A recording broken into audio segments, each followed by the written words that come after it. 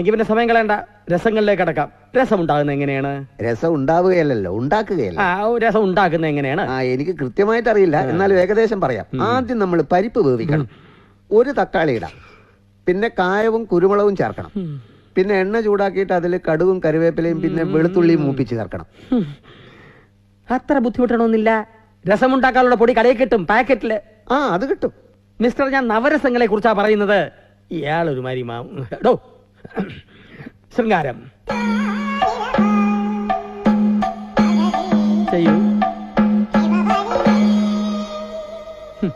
ഇങ്ങനെയാണോ ഞാൻ കാണിച്ചത്?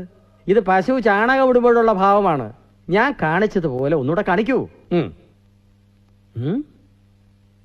എന്തിനാടോ ശൃംഗാരത്തിന് ശരീരം മുഴുവനിട്ട് ഇളക്കുന്നത്?